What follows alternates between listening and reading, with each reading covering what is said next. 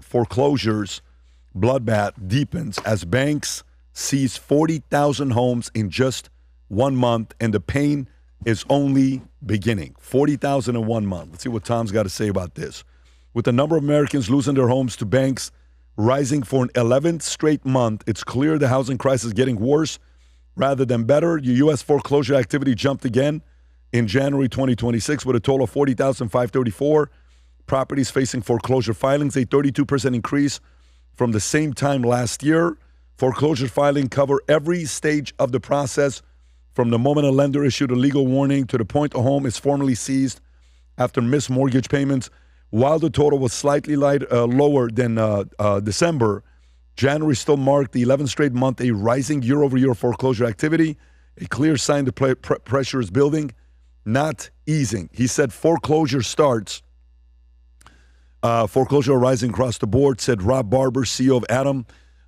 He said foreclosure starts when lenders formally begin the process of taking back a home are up 26%, while completed repos have surged nearly 59%. Tom.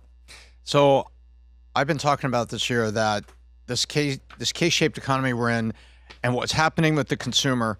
When I talk about 1.26, we're almost at 1.3 trillion of credit card debt. That is stress on the consumer. That means he can't pay for other things.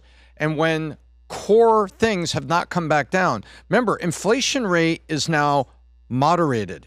It's not rising anymore, but the prices from yesteryear are still very high in baskets of goods for the consumer. And so now the consumer is coming to the point, especially those, remember, this is repossessions of homes. This isn't renters. These are homeowners.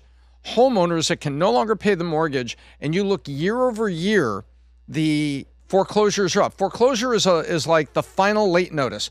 Vinny, you're 30 days late. You're 60 days late. You're 90 days late. Vinny, we're officially in foreclosure. We're foreclosing. In other words, we're going to shut down your mortgage. Then what happens to repossession? The repossession is up almost 60%. Jeez. This is a sign of deep stress in the lowest, in the lower, and if you dive into these numbers, Pat, it's actually happening to the lower half of the middle class. And the lower half of the middle class are the wage earners that have less savings and less margin for error, less ability to get through a stress. And that's what's happening right now. You've got the lower half, Pat, is under deep stress. And remember, these are trailing stats. It takes in some states almost 6 months to complete a repo. So that means, Pat, these consumers have been under the stress for 6 months from miss 1, miss 2, miss 3, foreclosure, and then repo. The stress is building. Is there any fixing it, Tommy? Like what can you need patterns I want to see is what areas this is impacting. Is it because whenever you get numbers like this, you want to make sure you see where it is. Okay, so I just looked it up right now. Top 10 areas most affected by foreclosures. Okay, worst state is Delaware, 1,612 units. Oh. Second, by the way, who the hell would have thought Delaware? What is Delaware's population? If it's 1,612 units and it's Delaware's population is what? Where is Delaware in population, period? 1 million This people. is like from So what is the state with the least amount of population? What is the state with the least amount of people living there? I thought it was North Dakota. somewhere in the freezing Can you ask it? northern State Midwest. with least amount of population. Wherever it is, it's cold. Montana. But the point is, Wyoming. Been there, lived there. go back to see who else is after Wyoming, Rob. Go a little bit lower, show more. Who's after Wyoming? Vermont and Alaska. Vermont. Okay. Well, Delaware has Basically, to be a when top it's 5. cold and north, nobody wants to be there. But to be number 1 and you're one of the smallest states, that means this is Delaware. Okay. Then you got Nevada so Delaware was 1 per 1,612 units. Nevada is 1 per 1,983 units. Florida's 1 per 2,000. Then it goes to South Carolina. Then it goes Maryland. And then, these are the ones that are most affected. Metro area, like if we go specific metro, not state, Trenton, Jersey is number 1. Punta Gorda is Florida. Florida is number 2. That's Jacksonville. Fayette, how do you pronounce it? Fayetteville, North Carolina is number 3. Then you got Lakeland, Florida, Vallejo, California. Areas least affected, okay? Dakota, Montana, North Dakota, Wisconsin, Kansas, Vermont's all the way at the top, very low foreclosures. West Virginia, Alaska, Rhode Island, Nebraska. So what this means is places that are being affected are, we're learning some of the states that are being affected by this. When California went through the whole NAGAM thing, remember what city and area everybody was talking about in California? San Bernardino, where they built the excess homes and all the Nina loans. Right. Riverside, 64% of homes were in foreclosure. Vinny, you would drive in Riverside, and all you would see is boards and houses. It was insane what happened. Looked like a desert. But we'll see what happened with this as it gets more focused in certain areas. Want me to go? Yeah. Yeah, I mean, look, you know where I stand on owning a home. But if you're going to do it, be ready to stay in your home. Because 100% of foreclosures happen to people with mortgages. You know, you stop paying your rent, they kick you out, you're out of there. So if you stop paying your mortgage, the bank will basically start the legal process to take their house back. And then they're going to sell it to get money. And usually takes 6 to 12 months. So if you're not ready to buy a home, this is what I always say. People think I'm against home ownership because I say to rent. Only do it if you're fully ready to commit to this.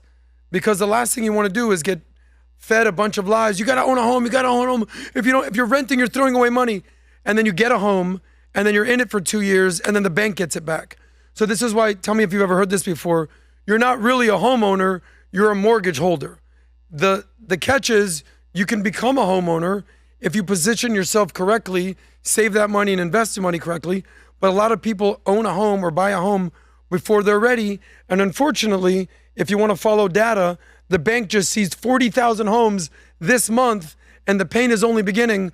So be careful out there if you're a homeowner and make sure to pay your mortgage or it's going to be gone. Yeah, I would say when you're buying a property, we had this conversation yesterday. One of my guys that wants to buy a house, I said, after you pay the down payment, do you have 12 months of expenses saved? No, don't do it. Very simple.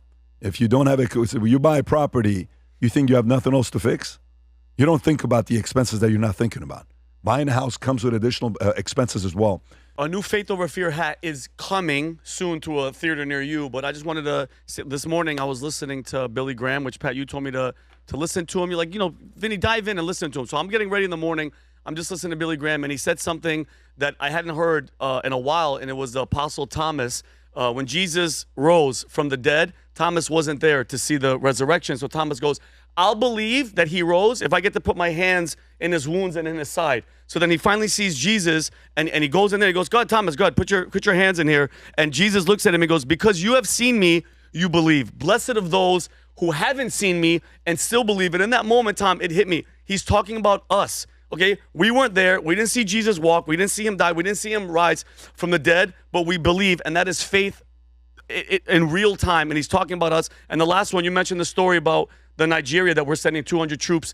Trump is sending 200 troops. They're saying they're not going to do anything crazy, but think about that. Think about the priests. Think about the parishioners in those churches that were bombed and murdered and slaughtered, and they were in that church praying and saying, please help. That is faith over fear in real time. And that's what we're about. And that's what the brand is about. And I can't tell you how many people see me with the shirt, because the shirt's on the back, and just tap me on the back and go, I'm with you. Or they see this hat and they go, where can I get that hat? So you go on vtmerch.com, get the hat. We have the hoodies. We have Here Am I, Send Me, which is Isaiah chapter 6, verse 8 as well. But yeah, just go to vtmerch.com.